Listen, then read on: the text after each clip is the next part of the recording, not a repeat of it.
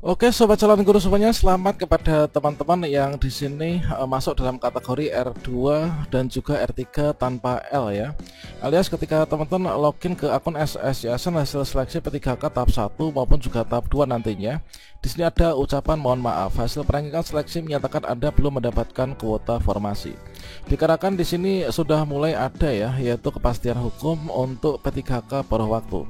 Dan di sini kita akan memberikan update informasi terbaru, yaitu bukan hanya untuk P3K paruh waktu dari yang terdaftar di database BKN saja, namun juga untuk honorer non database BKN minimal 2 tahun aktif bekerja tanpa putus ini juga akan sudah diperhitungkan ya ke depannya. Nah, kira-kira bagaimanakah tindak lanjut hasil seleksi P3K tahap 2? Silahkan simak video ini sampai selesai. Oke, sobat calon guru semuanya, dan di sini kalau misalkan teman-teman cek ya, yaitu pada hasil seleksi, bahwasanya pada hasil seleksi P3K maupun P3K tahap 1 maupun juga tahap 2 di sini terdapat kode-kode ya. Yang mana untuk P3K guru misalkan R1 itu adalah guru-guru yang sudah lulus passing grade.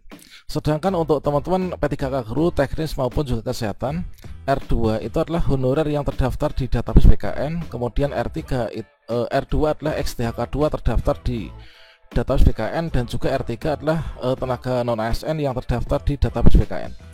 Nah, sedangkan untuk yang R4 itu adalah tenaga non ASN yang tidak terdaftar di database BKN, namun di sini telah terdata di sekolah negeri ya selama 2 tahun berturut-turut, teman-teman. Sedangkan R5 inilah khusus untuk teman-teman lulusan PPG Prajabatan yang melamar pada formasi P3K guru. Nah, kalau misalkan teman-teman melihat yaitu pada hasil seleksi P3K tahap 1, maka di sini berdasarkan dari formasi yang ada, misalkan formasinya ada 2, kemudian untuk pelamarnya ada 6. Otomatis di sini yang lulus adalah yang 2 ini ya, yaitu peringkat 1 dan juga 2 mendapatkan kode R2-L maupun juga R3-L. Sementara untuk urutan dari nilai di bawahnya ini adalah bukan berarti nggak lulus ya, namun di sini kita itu tidak kebagian formasi, teman-teman. Makanya di sini nggak ada ya garis miring TL, itu tidak ada. Senada juga dengan ketika teman-teman login ke akun SSYSN, ketika teman-teman di sini entah itu masuk dalam kategori R3 maupun juga R2 tanpa L, maka di sini tulisannya itu mohon maaf, hasil perankingan seleksi menyatakan Anda belum mendapatkan kuota formasi. Nah, terhadap bagi teman-teman yang di sini belum mendapatkan formasi, memang di sini tidak muncul nih untuk link pengisian DRH yang ada di akun SSCSN. Sama halnya dengan teman-teman yang telah lulus seleksi ya, yang bisa langsung pemberkasan.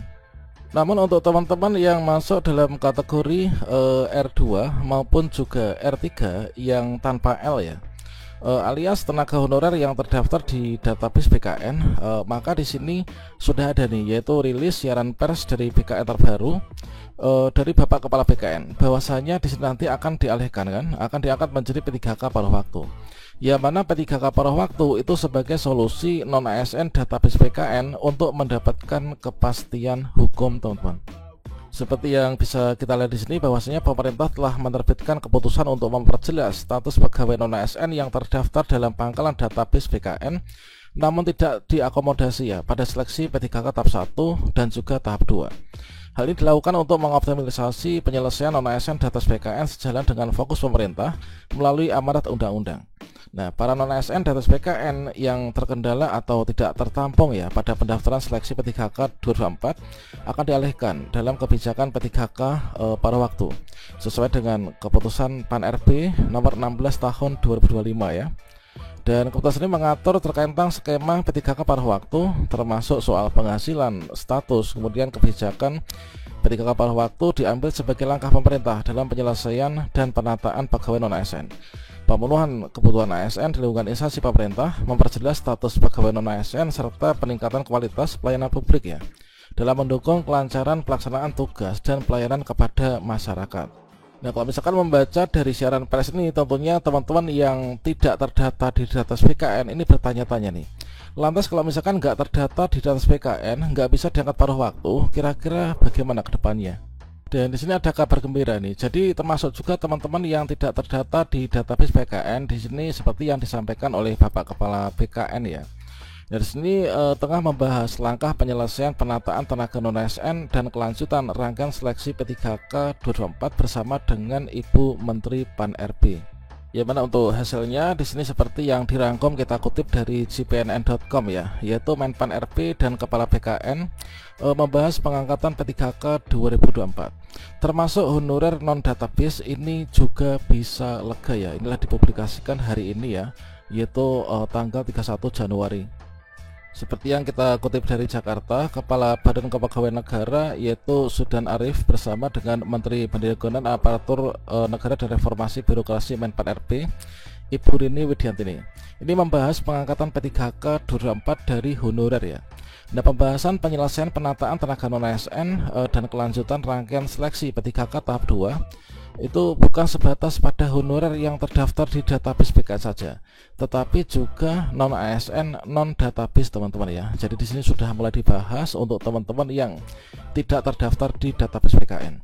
Nah, lanjutan tahap seleksi P3K 2024 tahap 2 ini akan diselenggarakan pada April 2025 dan target penyelesaian seluruh rangkaian seleksi pada bulan Juli 2025 mendatang ya. Ini terang Bapak Sudan dalam pertemuan dengan Ibu Menteri di Jakarta. Nah, saat ini lanjutnya pemerintah masih fokus nih dalam penataan honorer yang terdaftar di database BKN. Namun tidak menutup kemungkinan akan adanya alternatif lain, yaitu terhadap tenaga non-ASN di luar pangkalan data yang sudah bekerja paling sedikit nih 2 tahun berturut-turut ya, dan juga berstatus aktif. Nah, kalau misalkan kita mendengar kata-kata di luar pangkalan data sudah bekerja paling sedikit adalah 2 tahun berturut-turut serta berstatus aktif, berarti ini sama halnya dengan kriteria pelamar pada seleksi P3K tahap 2 ya, alias tenaga non-ASN yang tidak terdaftar di database BKN. Itu kan memang di sini minimal sudah 2 tahun mengajar atau mungkin juga bekerja ya di instansi pemerintah dan masih aktif sampai dengan sekarang ini. Nah, dalam pertemuan tersebut ini Sudan mengungkapkan adanya pembahasan oleh BKN ya serta Kemenpan RP terkait skema dalam penyelesaian tenaga non-ASN serta perlindungan terhadap keberlanjutan ya dari pekerjaannya. Dan di sini semua keputusan serta regulasi penataan tenaga non-ASN ini sedang dipersiapkan ya oleh pemerintah, dan beliau berharap agar hal ini segera rampung ya beriringan dengan penyelesaian seleksi P3K di tahap 2. Dan hal ini senada dengan yang dipublikasikan di website resmi BKN terbaru ya, yaitu Kepala BKN bahas penataan non-ASN dan lanjutan seleksi P3K tahap 2, yang mana ini adalah untuk dokumentasi dari foto-fotonya. Yang mana pada intinya inilah kalau misalkan kita rangkum tadi, ini sedang dibahas juga bukan hanya non-ASN yang terdaftar di database BKN, tapi juga teman-teman yang tidak terdata di database BKN. Semoga saja ini nanti angin segar ya untuk kita semuanya, dikarenakan tahun ini memang kita itu kalau bisa itu diangkat menjadi P3K.